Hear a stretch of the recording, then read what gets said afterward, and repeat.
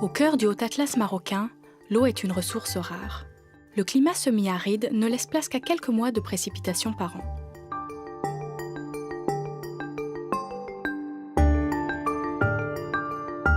Depuis des siècles, les Berbères ont su s'adapter à cet environnement hostile, transformant des vallées arides en véritables oasis. Pourtant, les sécheresses récurrentes de ces dernières années, probables signes d'un changement climatique en cours, inquiètent les plus anciens.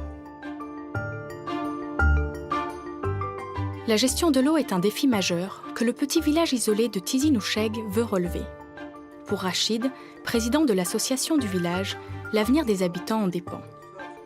Il est sur le point de réussir son pari, faire de Tizi Noucheg le premier village de la vallée à maîtriser la gestion de son eau, depuis le captage des sources jusqu'à la réutilisation des eaux usées pour l'irrigation.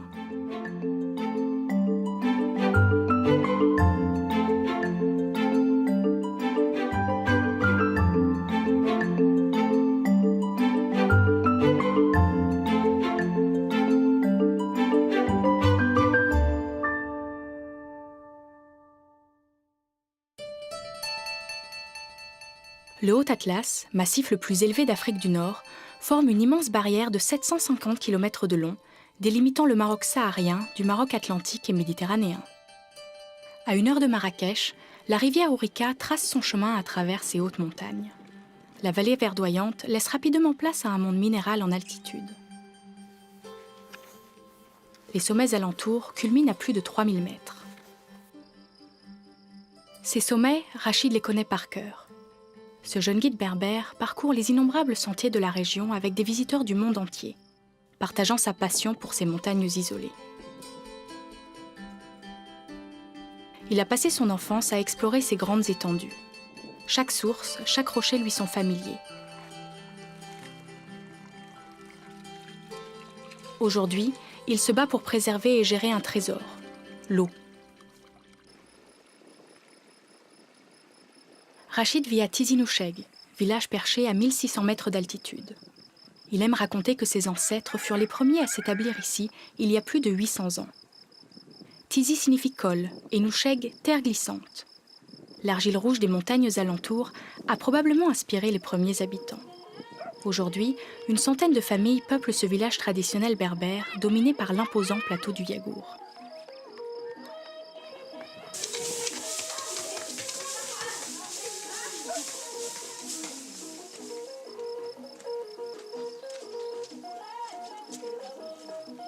L'électricité n'est arrivée qu'en 2001, mais depuis, le village ne cesse de se développer.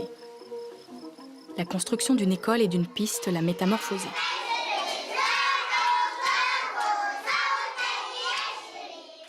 Chaque année, les élèves sont plus nombreux, le village se repeuple. Les familles reviennent s'installer après avoir vécu quelque temps en ville. Pour poursuivre cette dynamique, la gestion des ressources en eau est primordiale. Les précipitations devenues plus rares ces dernières années inquiètent les villageois. Sous l'impulsion de Rachid, ils s'organisent pour faire face à ces changements. C'est un village qui commence à développer depuis 2010. On a créé l'association en 2011. Et de là, on a commencé le premier projet, le potable de les maisons. Comme tu as vu, il y a des contours d'eau. Et là, en face de nous, il y a l'installation d'eau. D'ici, on a partagé l'eau pour toutes les maisons. Comme ça, on a calculé les maisons qui sont un peu là-haut et les maisons qui sont un peu plus bas. Rachid a initié les premiers projets qui ont permis d'améliorer l'accès à l'eau, conscient que l'avenir de son village en dépend. Ça fait pas à peu près 15 jours qu'on a fait cette fontaine pour les animaux. Donc voilà.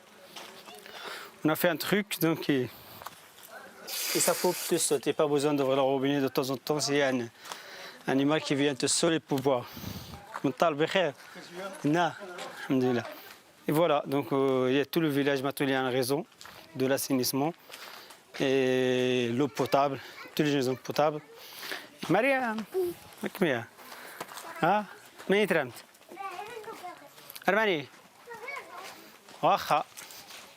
si tu ne fais pas des réunions, tu n'y es jamais arrivé. Si tu fais des réunions avec les gens, tu comprends les gens qu'est-ce qu'ils vont et tu comprends toi aussi. Et là, il y a des idées des gens aussi, comment on travaille, parce que tu ne peux pas faire un truc toi tout seul. En plus, il y a des gens de village qui ont envie de travailler toujours. Donc c'est ça qui nous encourage plus. Il y a des gens qui nous encouragent aussi derrière nous, qui donnent des dons et comme ça les projets, ça marche. Depuis 6 ans, Rachid tient un petit gîte au cœur du village. Ses hôtes sont immergés dans la culture berbère et deviennent rapidement ses principaux soutiens, séduits par la personnalité de ce guide atypique.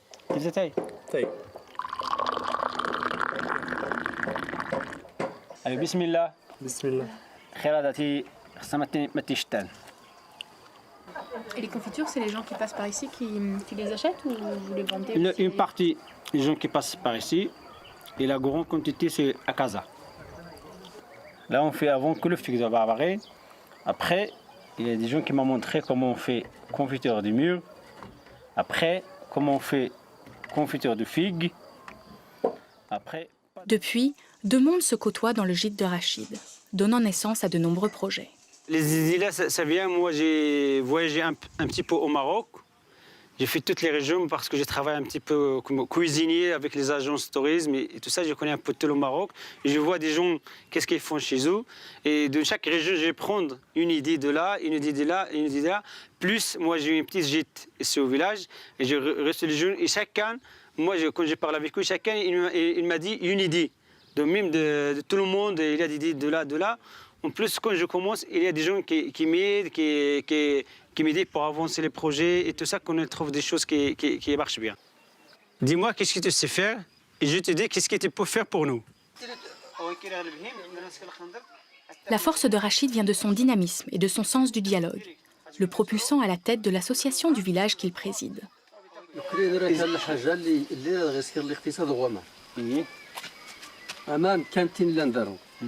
غير 15 سنه كما قال هاد الناس كاين الجفاف نقصنا في اسمه في الفلاحه داكشي اللي تنحرث في الاول راه ما بقاش عندنا دابا عندنا النقص دابا بغينا شي حاجه من التطور في هذا الماء باش نشوفوا القضيه كيفاش هذا الماء اللي عندنا باش نستافدوا كله داكشي اللي عندنا في البلاد. لا الحق كي كتنزل هذه الشكام يا ويتي الناس دير كيسو ما تسديش نبدا ثمنها النهار ديالو ثمنها الثمن كذا ديال التاويت اين كيروح السوق ولا كل السوق يدان السوق يرمي ولكن انت هناك ايمان الاستسكان كان الحل دار كان الحل ترى تيتسكرم ما نلقى الحل الاستسكان كان الحل وزن مثلا انت كذا من جام السماد ولا تسكن كان تحاول تسكن كان محاولات هي المشكله انه ديال السماد هذا ديال الكاس الى دي سي لا سوليسيون كي اذا المهم المهم خلاص. Il a dit, dans 15 zones-là, ils ont déjà fait à peu près une partie de canalisation en ciment. Donc il a dit, mais la partie qui est obligatoire de refaire, on n'a pas encore refait. Il est encore un peu loin par rapport à les matériels et des choses comme ça. Les anciens comptent sur Rachid pour trouver les solutions qui assureront l'avenir des villageois. Heureusement, les nombreux projets qu'il mène sont sur le point d'aboutir.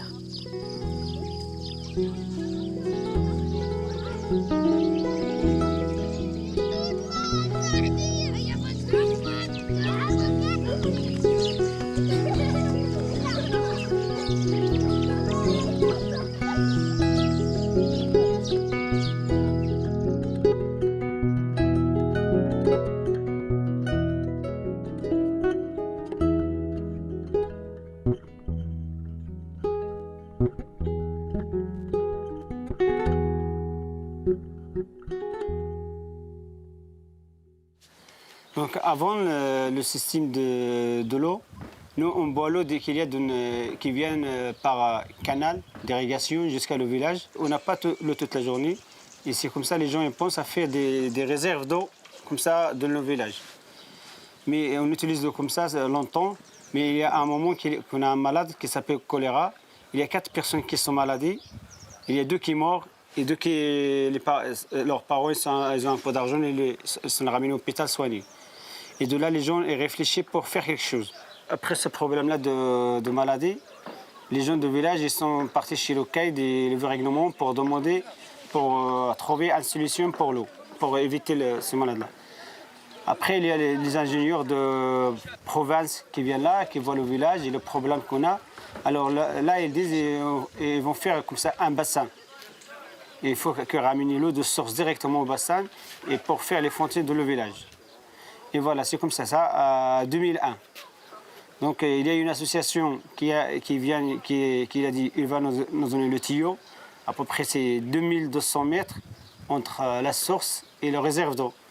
Et la province elle a construit le bassin et 4 fontaines de le village. Donc la province elle a donné le matériel, la main d'œuvre de travail, c'est les villageois.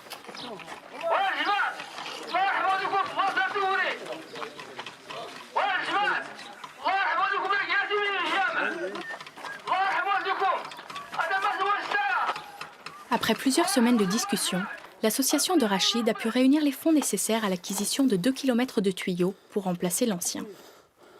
Les nombreuses fuites engendraient le gaspillage d'une grande quantité d'eau. Le nouveau tuyau, bien plus solide, acheminera l'eau potable jusqu'aux citernes du village. Ce projet est le premier d'une longue série qui, à terme, permettra au village de Tizi Noucheg de mieux gérer sa ressource en eau.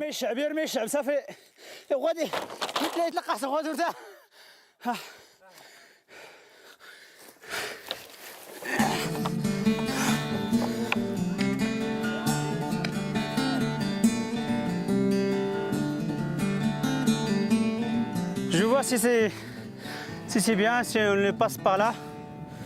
Mais il y a des rochers, c'est pas bien. Et on le passe par en bas.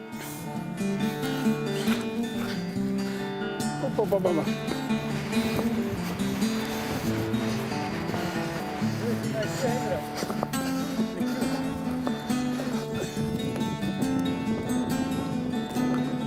Ouais, c'est les cairns. Comme ça, les jours qui creusent, et suivent les cairns. On trouve des rochers comme ça. Quelquefois, on trouve d'eau. Le grand problème, soit moins de 5 mètres. Et donc l'eau peut-être, elle va bloquer. Si tu descends, c'est pas sûr que tu vas arriver au même niveau pour le bassin. C'est ça le problème. Tout à l'heure, on a commencé comme ça, mais on est arrivé, on sait qu'on est plus bas. Après, on est parti jusqu'à le bassin. Et là, on commence, ça fait des cairns, tac, tac, mais ça va. Et on a un petit problème et ça va régler. Ouais. Les habitants sont mobilisés pour creuser la tranchée à flanc de montagne. Les amis de Rachid viennent participer à ce chantier majeur qui s'annonce éprouvant. Et ça bouge autant les autres villages C'est Tizi qui bouge beaucoup. Ouais, Tizi. Mais après, Inch'Allah, on va faire avec les autres aussi. Ouais, pour les aider. Oui, pour les aider parce que... Si vous voyez que Tizi est trop... Voilà, très haut et les autres plus bas, c'est...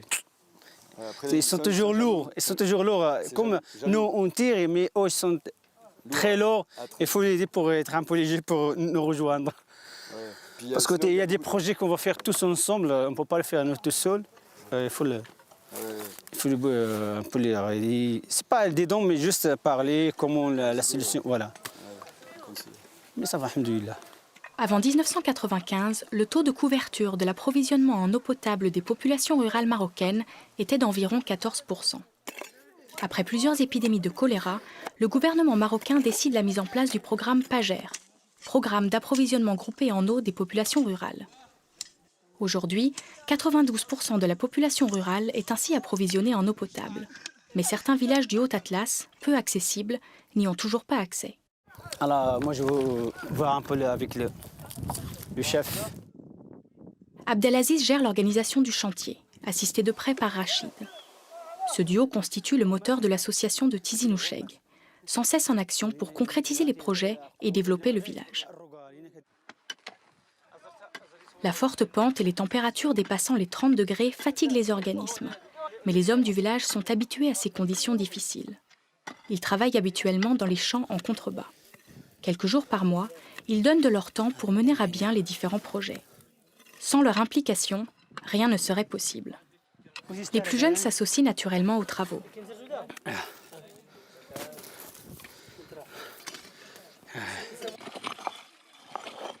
Derrière ces pierres se cache la source qui alimente les 600 habitants de Tizi Noucheg en eau potable. Elle provient du plateau du Yagour, véritable château d'eau de la vallée. De nombreux lacs stockent l'eau et la neige en hiver et au printemps, créant des réserves pour la saison sèche. L'eau s'infiltre dans les anfractuosités de la roche et ressurgit plusieurs centaines de mètres en contrebas. Naturellement filtrée, sa qualité est excellente.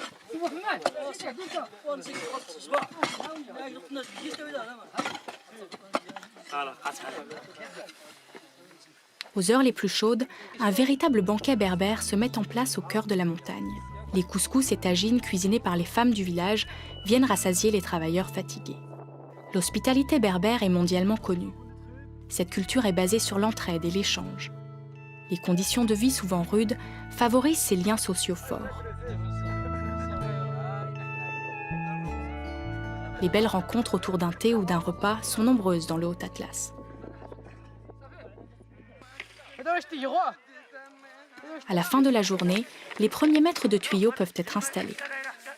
Il faudra encore plusieurs jours de travail aux villageois pour achever le chantier.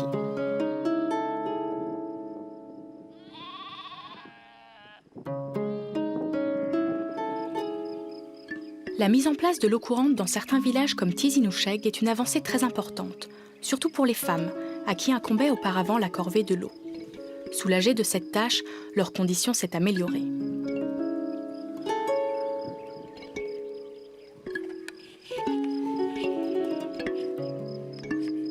« 80%, c'est des gens qui n'ont rien.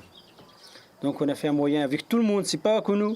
On a fait un grand réunion, tout le village, et là on part. Combien on va faire? On va faire, par exemple, on va faire 5 dirhams pour un mètre cube. Non, c'est cher pour moi. Moi je ne veux pas. On fait 3, non. On fait 2, non. Et là on a fait comme ça. Tout le monde est d'accord pour 1 dirham, pour un temps. Donc c'est la moyenne. 500 litres. Voilà, 5 tonnes pour chaque famille. C'est là on a fait 5 dirhams, jusqu'à 5, plus du 5, 2 dirhams. Jusqu'à 12, plus du 12, 5 dirhams. Donc voilà, c'est là on arrive à tout le monde d'accord, voilà. Si tu vas économiser l'eau, voilà, tu ne peux pas payer cher. Si tu veux, donc tu payes un peu plus cher. L'eau potable n'est pas gratuite pour les villageois. L'association a mis en place une tarification en fonction des revenus des familles pour pérenniser le système dans le temps. La première régie d'eau potable de la vallée est à Tizi. L'argent collecté sert à entretenir le réseau. C'est aussi un bon moyen pour éviter une surconsommation. Si l'arrivée de l'eau courante dans les maisons a amélioré les conditions de vie des habitants, la production d'eau usée est devenue problématique. L'eau, il va haut, parce que le village, il était installé sur un rocher, donc tu ne peux pas faire des puits purgés pour les toilettes et les douches et pour l'eau.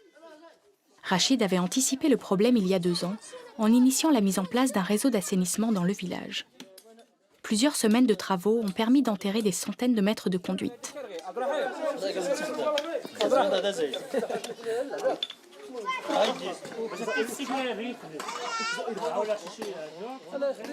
La mise en place des égouts n'a pas été sans difficulté. Les faibles moyens dont dispose le village ne permettant pas l'utilisation de machines, tout a dû être creusé à l'aide de pioches, de pelles et de baramines. Le matériel nécessaire a pu être financé grâce à l'association du village.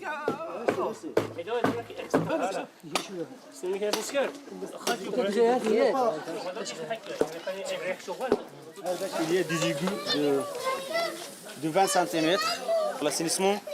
Après, il est parti un peu loin du village, à peu près 400 mètres ou 500 mètres du village. Et là, on va faire 3 bassins pour filtrer l'eau. Après, là, l'eau, on va utiliser dans les champs.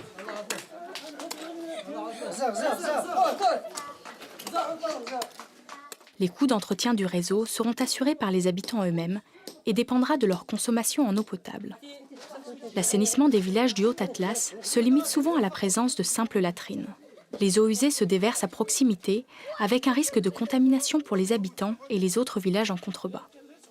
À Tizi Ouzheg, le raccordement de chaque maison permet de collecter les eaux usées domestiques et limite ainsi la pollution.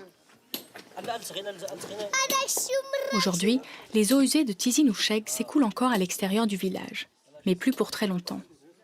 Le système de traitement des eaux usées souhaité par les habitants va enfin voir le jour. L'aide précieuse d'ingénieurs français a permis de dimensionner 3 bassins de lagunage qui accueilleront les effluents. La taille des bassins dépend de la consommation en eau du village. Rachid l'a estimé à 500 mètres cubes par mois pour 600 habitants.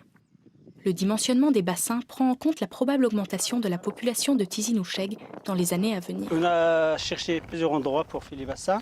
C'est le seul endroit qui est un peu possible de faire les bassins parce que pour un peu laisser un peu des champs encore plus bas pour irriguer là, pour utiliser l'eau qui vont sortir des bassins de traitement des eaux usées. Rachid prend les dernières mesures en compagnie d'Abdelaziz avant de démarrer le chantier avec tous les villageois dans quelques jours.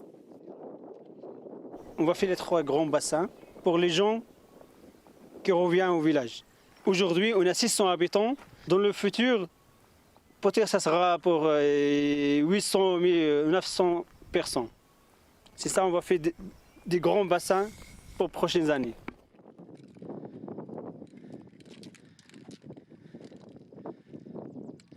Les bassins là, pour ce soit on va faire les murs avec le béton. Comme ça, au fond, on va mettre la terre, l'argile qu'on a ici de le village. Si on arrive, parce qu'il y a 2 bâches, mais peut-être ça coûte un peu cher, mais on va essayer d'utiliser les matériels locaux. Ce projet d'assainissement est unique dans la vallée et probablement dans tout le Haut-Atlas. La technique de traitement de l'eau par lagunage fonctionne généralement bien, mais dépend beaucoup des conditions climatiques du site d'installation. À 1600 mètres d'altitude, les températures hivernales peuvent impacter le bon fonctionnement épuratoire. Le village de Tizi va donc devenir un site pilote pour ce type de traitement dans cet environnement particulier. Si l'expérience est concluante, le faible coût de cette technique permettrait son développement dans d'autres villages.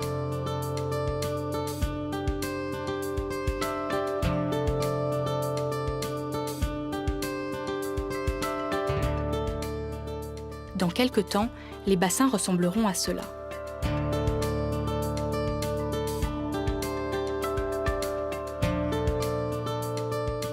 Le mécanisme d'épuration par lagunage est basé sur le maintien d'un véritable écosystème. Les eaux usées s'accumulent dans le premier bassin.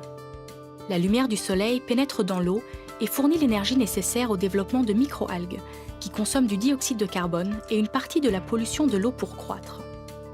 Elles produisent en retour de l'oxygène, indispensable au développement de milliards de bactéries dites aérobies, qui vont véritablement digérer la pollution. L'eau s'épure ainsi en restant plusieurs semaines dans le premier bassin. Dans les deuxième et troisième bassins, la présence de plantes affine la qualité de l'eau, qui pourra être utilisée pour l'irrigation des champs en contrebas. La réutilisation des eaux usées traitées est une solution d'avenir pour répondre aux problèmes de raréfaction de l'eau qui touchent notamment l'agriculture. Son avantage est double. Elle permet une économie des ressources en eau en amont et une réduction de la pollution en aval. Au village de Tizi Noucheg, la réutilisation des eaux usées va permettre d'irriguer plusieurs parcelles abandonnées dans le passé, faute d'eau disponible.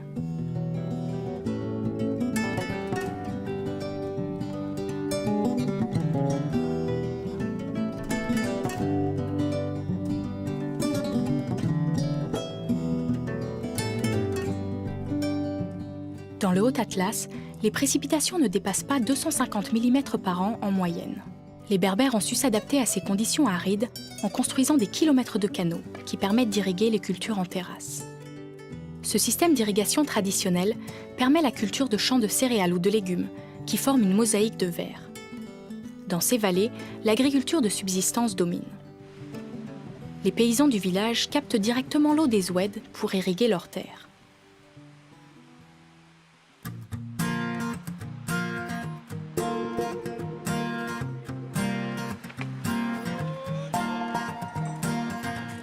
Aujourd'hui, Rachid part repérer des zones de captage pour alimenter de nouvelles parcelles. Il est accompagné d'ingénieurs français venus l'aider dans ses projets. La mule, véritable 4x4 berbère, portera le plus gros de l'équipement jusqu'à un canyon situé près du village. En hiver, le Haut-Atlas est exposé aux perturbations atlantiques, parfois accompagnées de pluies diluviennes. Une très grande quantité d'eau peut se déverser en quelques heures. Le sol peu perméable et la végétation rare et clairsemée ne permettent pas de stopper le ruissellement de l'eau. L'intense érosion a sculpté de profonds canyons au cours du temps.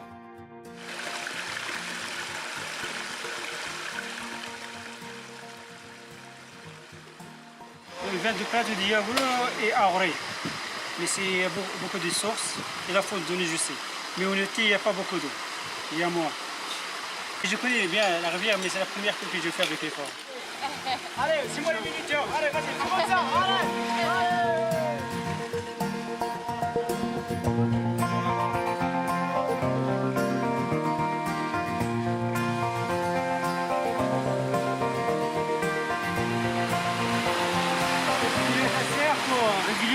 qu'il y a derrière de la montagne.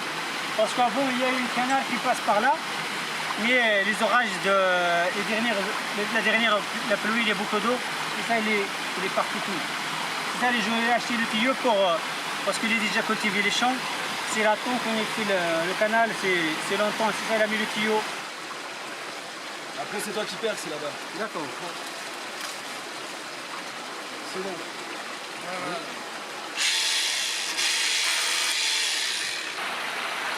Voilà. Chauffe le moucheté.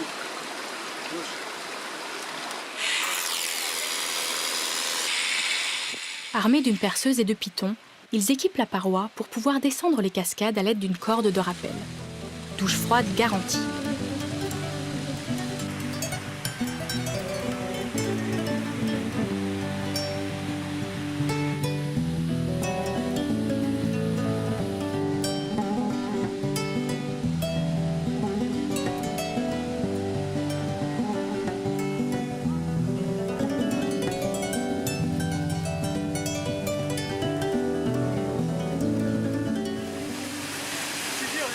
Les cailloux qui tombent.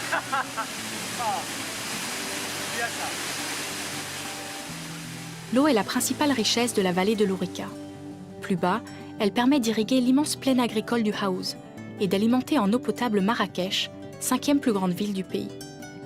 Aujourd'hui, la nappe phréatique du Haouz est surexploitée. Plusieurs milliers de points de prélèvement existent pour l'approvisionnement en eau potable, les besoins de l'agriculture et le tourisme. Le développement économique de la région nécessite une mobilisation des ressources de plus en plus importante. Le village de Tizi Noucheg irrigue ses champs grâce à l'eau provenant du plateau du Yagour. Les eaux de pluie s'infiltrent dans le sol et s'écoulent dans les canyons. Elles sont alors captées en amont du village par une digue rudimentaire appelée Ougoug. Cette digue permet de dévier l'eau d'un oued vers une séguia primaire qui l'achemine jusqu'à des bassins de stockage. En été, seul un mince filet alimente ces bassins. Le partage de l'eau est fondamental dans la culture berbère. Des règles ont été établies entre Tizi et les villages voisins il y a plus de 350 ans. Chaque source est attribuée à un village en fonction de sa situation géographique, mais aussi du jour ou de la nuit. Les anciens du village de Tizi Noucheg s'attachent à faire respecter ces lois pour garantir un accès à l'eau à tous les habitants.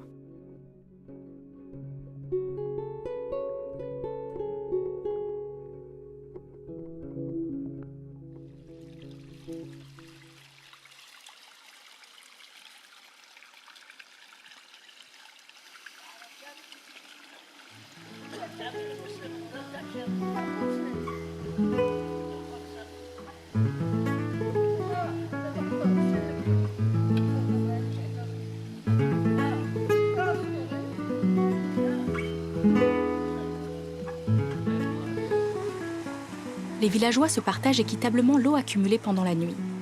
Ils irriguent tous les 7 jours en hiver et tous les 14 jours en été. À tour de rôle, les familles désignent un représentant pour répartir la quantité d'eau attribuée à chaque parcelle. Cette quantité dépend du nombre d'aranim que chaque famille possède. L'aranim, littéralement roseau, est l'unité traditionnelle de mesure. 2 roseaux de 4 mètres sont disposés en croix pour délimiter l'unité de surface agricole de base. Chaque jour, l'eau stockée dans les bassins sert à irriguer environ 440 aranim. Le responsable du jour partage l'eau équitablement en fonction du nombre d'aranim que possède chaque famille. Pour cela, il mesure précisément l'abaissement du niveau du bassin à l'aide d'une tige de noisetier et de ses doigts. 2 doigts correspondent à l'irrigation d'environ 10 aranim.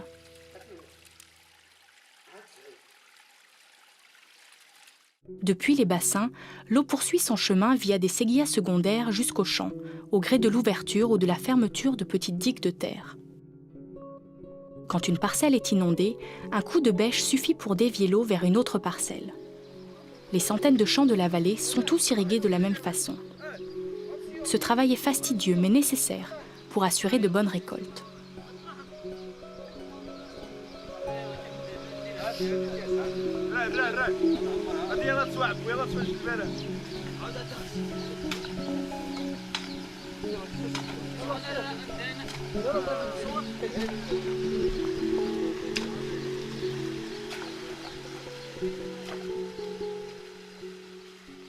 L'irrigation traditionnelle berbère consomme beaucoup d'eau. L'inondation des parcelles apporte plus d'eau que les besoins réels de la plante. Et l'utilisation de canaux rudimentaires en terre ou en pierre engendre d'importantes pertes d'eau par infiltration et évaporation. Dans chaque 100 mètres, il y a 10% qui se perdent de l'eau parce que les canaux ils sont en terre et les pierres. Donc il y a beaucoup d'eau qui se perd comme ça. Mais si on fait le projet là de tuyaux dans toutes les parcelles, donc on va cultiver tous les champs même en été qu'on n'a pas d'eau. Parce qu'on va récupérer l'eau qui se perd. Avec le changement là, on va cultiver beaucoup de légumes. Les gens ils vont gagner un peu plus d'argent comme avant. En plus, il y a des champs encore derrière le village qui sont dans la vallée. Là aussi, on a commencé à faire les arbres fruitiers, par exemple, comme les cerisiers, qui n'ont besoin pas beaucoup d'eau en été. Il y a des pommiers qui ont besoin un petit peu de l'eau. Mais on va faire même les arbres qu'on peut mettre dans des endroits où on ne peut pas irriguer, comme on dit, carobier. L'un des projets de Rachid est d'installer un système de goutte à goutte pour permettre la culture d'arbres fruitiers ou de légumes dans les parcelles asséchées en contrebas du village. Il peut compter sur l'aide de son ami Sylvain, ingénieur agronome français. Tu vois, à partir du plan, est-ce qu'on peut suivre les canaux principaux d'irrigation? Parce qu'il va falloir qu'on mesure les points d'altitude à chaque endroit. On va aller voir le bassin. La première, c'est la deuxième. On va mesurer l'altitude au bassin pour voir le point haut, d'où vient l'eau. Oui. D'accord? Et après, on va descendre chaque canal. Donc le premier, le deuxième, le troisième, le quatrième, jusqu'au dernier, pour mesurer la pente. Oui. On va d'abord au bassin Oui, et on va commencer là-bas. d'accord. Ok? Wacha? Yallah. Yallah. Sylvain, accompagné d'Abdelaziz et d'Ahmed, doit déterminer la quantité d'eau totale disponible pour l'irrigation des parcelles du village. Cette information est précieuse pour ajuster l'apport en eau des cultures et dimensionner le futur système d'irrigation. Celui-là, juste pour faire une petite réserve d'eau. Oui. Ok. Le matin, c'est rempli. Oui. On débouche Oui. pour La vanne. la vanne pour irriguer les champs. Ok. D'accord. On mesurera le bassin. Oui. Juste après, on va d'abord aller au grand bassin D'accord. pour le mesurer. Le système de goutte à goutte est composé de tuyaux percés qui amènent l'eau directement à la plante, en limitant les pertes par infiltration et évaporation. Pour qu'il fonctionne, une certaine pression est nécessaire. En connaissant le volume d'eau disponible et la hauteur de pente entre les bassins de stockage et les parcelles les plus basses, il sera possible d'estimer cette pression.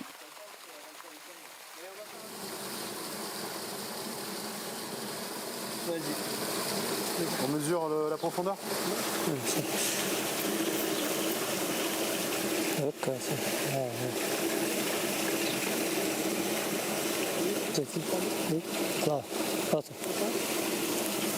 2,50 m plus la vase, il y a 20 cm de vase.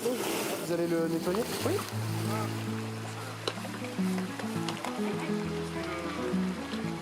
En améliorant les pratiques d'irrigation ancestrale, les économies d'eau peuvent être conséquentes. Rachid est conscient que ce projet de goutte à goutte est ambitieux. Sa mise en place prendra du temps, car les habitants sont habitués depuis toujours à l'irrigation ancestrale par inondation. Les initiatives du village de Tizi Noucheg font écho au-delà des frontières de la vallée. L'information est arrivée jusqu'à l'université de Marrakech, où 2 scientifiques spécialistes de la gestion de l'eau s'intéressent au projet mené par Rachid.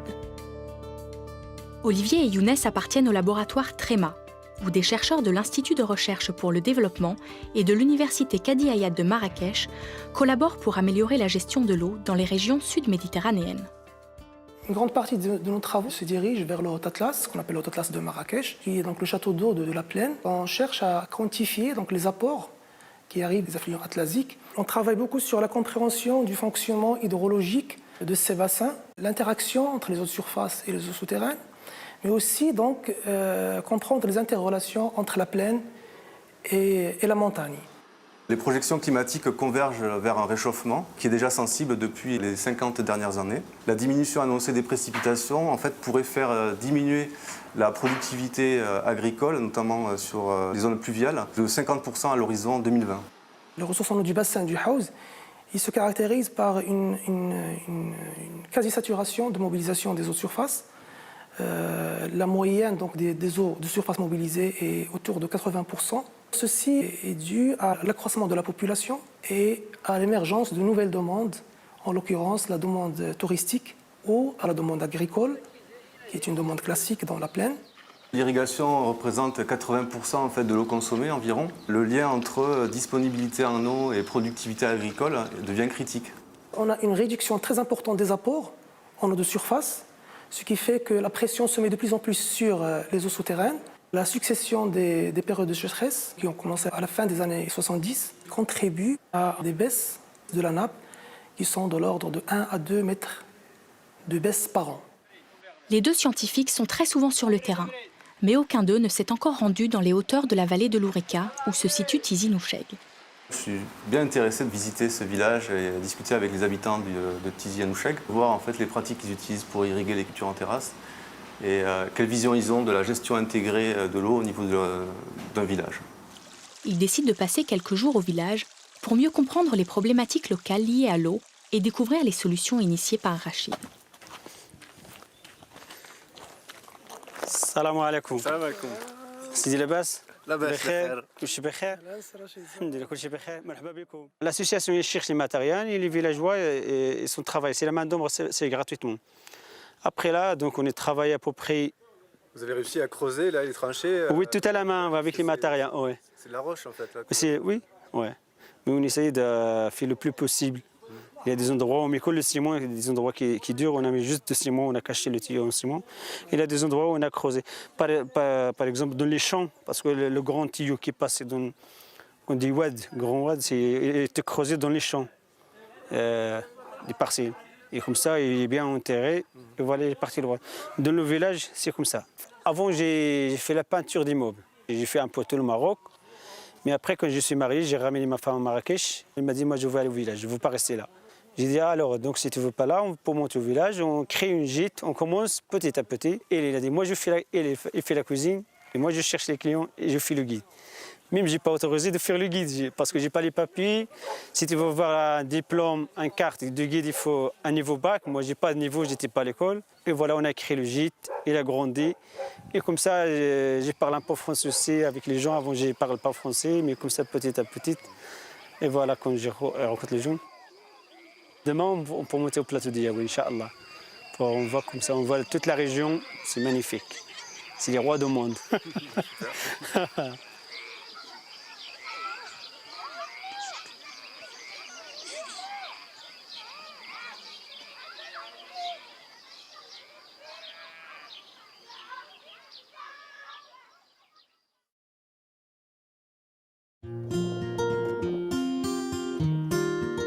La montée au plateau du Yagour commence au petit matin. 900 mètres de dénivelé séparent le village du sommet. Olivier et Younes tentent de suivre leur guide. Rachid appelle cela un réveil musculaire berbère.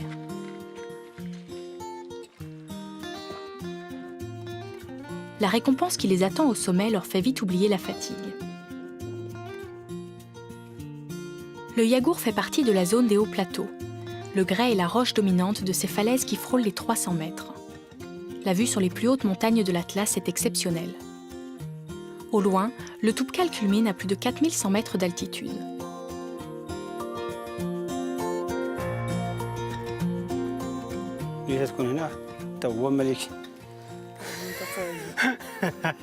Le roi du monde.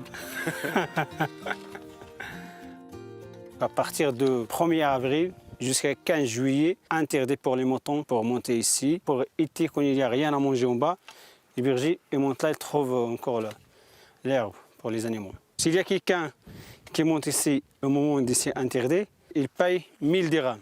Si on arrête ici, s'il ne veut pas ici, donc il va payer 2000 dirhams chez le caïd. Et qui c'est qui fait la police? C'est tous les villageois, tout le monde. Maintenant, par exemple, comme moi, je monte de temps en temps là, si je veux quelqu'un, je veux l'arrêter. J'ai le droit de choisir un mouton. Oui, c'est comme ça. Si je veux l'arrêter, j'ai le droit de choisir le mouton que je veux, je le gorger sur place. C'est vrai. Oui, c'est vrai, comme il veut. Soit un mouton de 700 dirhams ou 500 dirhams, ou 1000 dirhams, ou 2000 dirhams, comme il veut. Donc, il va payer, il va payer. Sur ces hauts plateaux, les bergers maintiennent une activité traditionnelle de pastoralisme. Les conditions sont rudes et le confort spartiate dans ces petites bergeries en pierre sèche. Ils gardent les troupeaux de chèvres ou de moutons pendant plusieurs mois, ne redescendant que très rarement au village.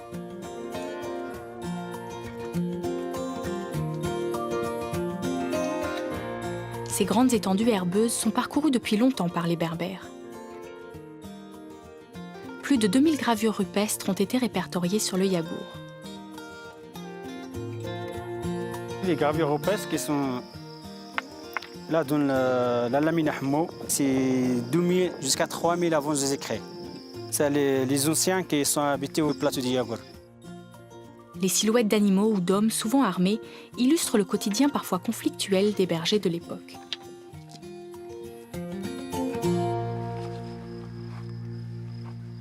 En altitude, l'eau est stockée sous forme de neige, qui s'accumule en hiver. Au printemps, cette neige va fondre progressivement et garantir un apport en eau pour les habitants des vallées en contrebas. Aujourd'hui, les chercheurs de l'IRD et de l'Université de Marrakech sont capables d'estimer la quantité d'eau issue de la fonte du manteau neigeux par télédétection. Ce principe de mesure s'appuie sur un satellite d'observation qui gravite à plusieurs centaines de kilomètres au-dessus de la Terre. À chacun de ces passages, il va détecter la lumière réfléchie par la surface terrestre ciblée et peut par exemple différencier la neige très claire des sols rocheux ou cultivés plus sombres. Les données récoltées quotidiennement sont ensuite traitées par des logiciels et des outils de modélisation pour quantifier le manteau neigeux et en déduire son équivalent en eau. Cette information est très précieuse pour les gestionnaires.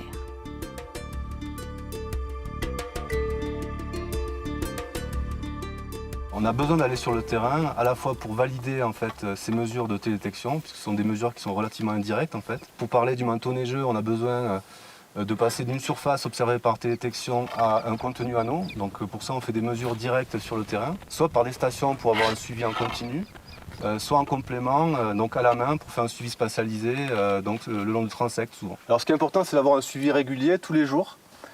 Parce que la variabilité est très forte en fait ici, avec un soleil qui tape très fort, une demande évaporative très importante. Mais il y a des satellites qui passent tous les jours, donc ils peuvent fournir cette information quotidiennement. D'accord. Après l'idée, c'est une fois qu'on a quantifié en fait ce manteau neigeux et son équivalent en eau, grâce à des modèles, et on estime que dans la région, en fait, 30% des écoulements de surface sont issus de la fonte des neiges. Donc on a observé des variabilités interannuelles de 10 à 30% suivant les années depuis les années 2000. Donc au niveau des tendances, on a observé un nombre de jours enneigés qui augmente en fait aux hautes altitudes et qui diminue aux basses altitudes avec une date de fonte qui est de plus en plus précoce.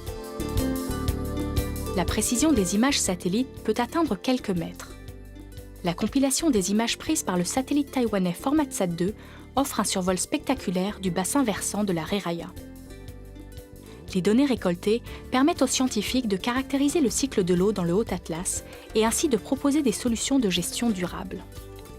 Ces recherches sont primordiales pour les régions sud-méditerranéennes, où la consommation en eau augmente alors que les ressources s'amoindrissent d'année en année.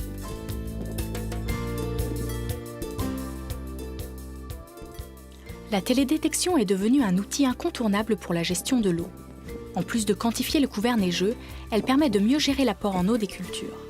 Un apport essentiel de la télédétection ici, c'est la possibilité de suivre en fait, au cours de la saison un indice de végétation qui nous donne une information sur le stade de développement de la culture.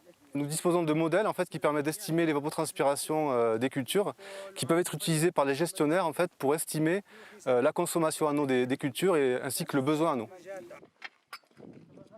L'indice de végétation peut être couplé à d'autres données, comme la température du sol, qui donne une information sur l'état de stress hydrique de la végétation. Ça, c'est le canal qui alimente en fait, l'irrigation des cultures. Ça, c'est le canal qui ramène l'eau de source. Après, il y a une réserve là, qui est là où les gens gardent l'eau pour la journée. Mais le soir, l'eau rentre au village. Après, le cinquième source qu'il y a là-bas, un peu loin, c'est lui qu'on a ramené directement au village. Ça, c'est l'eau potable. Est-ce que tu connais la proportion d'eau qui est utilisée pour le village, pour les usages domestiques et pour l'irrigation des cultures? Ça, je ne sais pas, mais donc, pour le village, c'est pas grand-chose. Pas grand-chose par rapport à l'irrigation? Oui. Tu partages ça, la quantité là, 5 fois ou 6 fois, et puis partie là qu'on a ramené au village. Le massif de l'Atlas est le château d'eau du Maroc. De nombreuses oueds comme l'Ourika prennent leur source sur ces pentes abruptes avant de s'écouler vers l'Atlantique ou la Méditerranée. L'eau est l'un des principaux facteurs limitants du développement économique du pays. Elle est primordiale pour l'agriculture, qui utilise plus de 80% de la ressource, mais aussi pour l'hydroélectricité.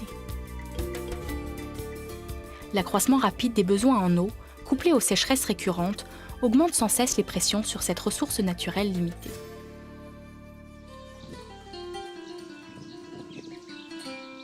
En posant des questions à Rachid, on s'est aperçu qu'en fait la proportion de l'eau qui était utilisée pour l'agriculture irriguée et l'eau domestique, donc pour la maison, était à peu près du même ordre que ce qui est consommé à l'échelle du bassin versant. Au final, un village de 600 habitants en fait, a beaucoup de similitudes en termes de gestion d'eau et d'utilisation qu'un bassin versant où habitent 3 300 000 personnes. Alors, l'eau de ces sources de montagne, c'est une eau donc très douce et on va voir donc une mesure de l'eau qui est utilisée pour l'alimentation en eau potable ici, une mesure de la conductivité électrique. Donc c'est une conductivité de 195 microsiemens par centimètre. Cette mesure donne juste la salinité. 150 mg, quelque chose comme ça, par litre bien sûr. Pour la potabilité, il faut faire des analyses. La volonté des gens qui constitue le moteur pour que ces gens cherchent à améliorer la qualité de leur vie au sein du village. Ils ont eu des mauvaises expériences par le passé. Donc Rachid nous a parlé de cas de choléra avant l'installation de ce projet. Tous ces projets doivent être entretenus. Tous ces projets aussi doivent être développés. Donc le village va certainement s'agrandir. Ses besoins en eau vont aussi augmenter. Le projet d'assainissement, scientifiquement, il faudra faire un petit suivi de ce projet. C'est l'un des premiers projets dans ces vallées. Sa réussite est un enjeu pour les villages, pour tous les villages là, de la région.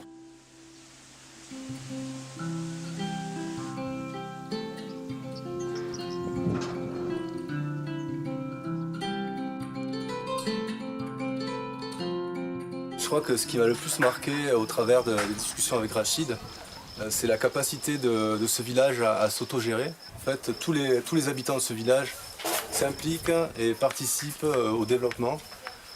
Développement qui est multifacette, donc l'eau bien sûr, on est venu pour ça, l'accès à l'eau potable et ensuite l'assainissement qui suit de suite, la piste qui permet de désenclaver le village et l'école, puisqu'en fait il existe un système en fait, de parrainage des enfants qui permet en fait, de financer les fournitures scolaires.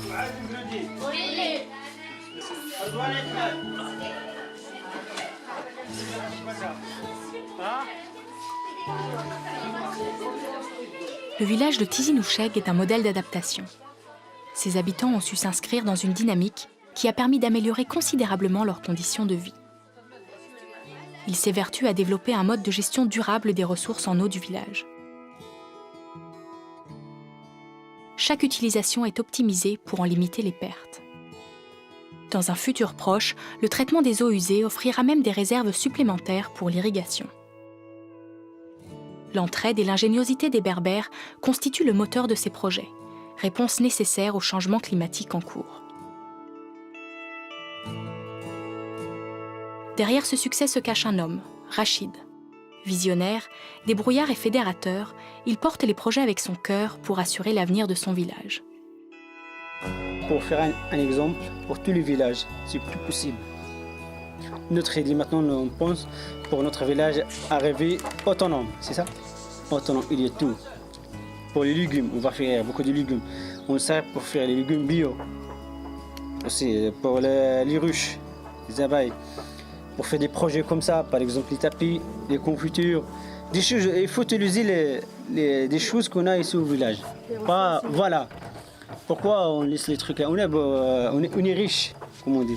Mais c'est pas il faudrait aussi riche dans la tête parce qu'on a beaucoup. Il y a beaucoup de choses qui sont autour de nous, mais nous on n'utilise pas, on ne connaît pas comment utiliser. Donc là il faut chercher. Quand tu m'as dit hier, tu as toujours travaillé. Moi je cherche toujours pour trouver des nouvelles choses. Si Tizi Noucheg a su prendre les bonnes décisions, beaucoup reste à faire dans d'autres villages du Haut-Atlas. Rachid souhaite leur faire bénéficier de son expérience. Son travail ne fait que commencer.